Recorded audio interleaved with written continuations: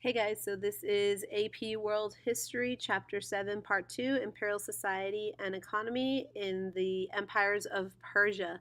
So the last section we looked at, we pretty much talked about the various empires that existed in the Persian area and how they rose and fell. So today we're going to look at the society and the economy in more detail. So it starts with the imperial bureaucrats. This was a group that pretty much started once they had formed a highly developed administrative structure. They realized that they needed to have educated people in the administration to oversee daily affairs. So imperial bureaucrats became very popular. In no way did they want to undermine the old royal warrior elite. This was the elite, that were fighting in the battles um, during these empires. So it wasn't like they wanted to go against them, but they also saw the need for these imperial bureaucrats to help make the empire successful. So they shared power with the warrior elite and clan leaders. A lot of them were translators, and the reason for this was because if you remember, there were several different ethnic groups in the empire, and so it was necessary to communicate with all of them successfully. So it also talks about the free classes that existed. And the free classes are pretty much anybody who wasn't a slave, but they weren't elite either. They weren't imperial bureaucrats. They weren't a part of the royal family or anything like that. So this could include anybody from artisans, merchants, craftsmen to low ranking civil servants. This also includes peasants, people who didn't own land. So pretty much everybody else except the slaves and the imperial bureaucrats that were there.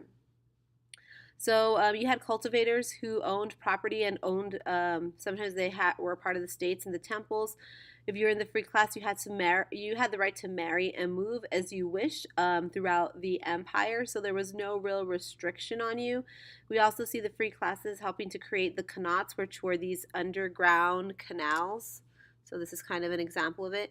And they did this in this way so they wouldn't lose water when they were trying to get it to their agriculture. So it prevented evaporation, which was pretty smart for them.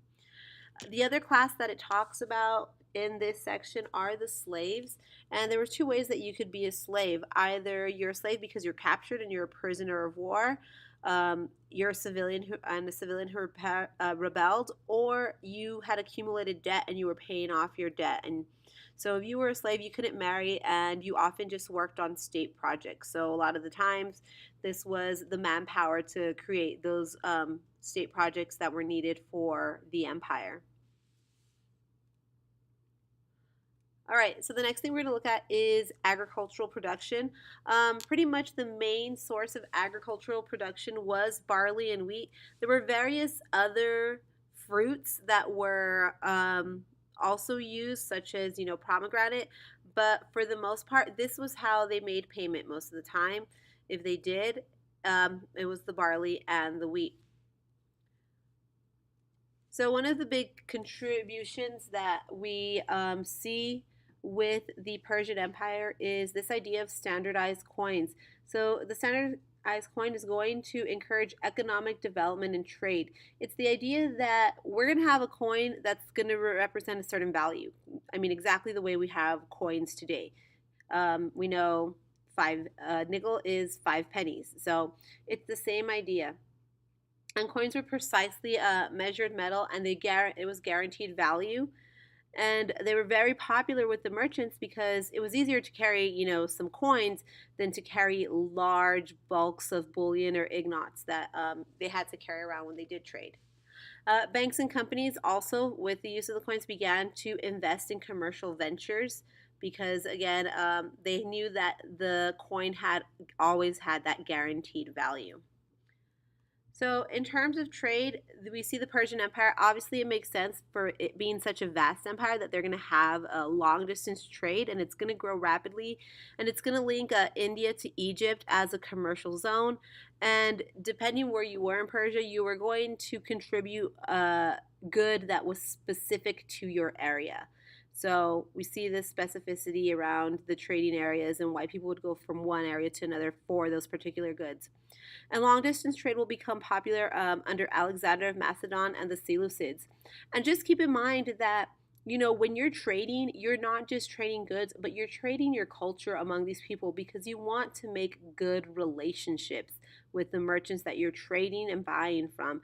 So just keep that in mind. This idea of spreading culture, this idea of cultural diffusion that's happening.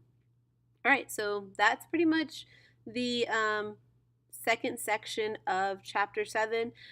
Just really need to know the different kinds of classes. The imperial bureaucrats, they're kind of the elites, the educated that took care of the government on a day-to-day basis.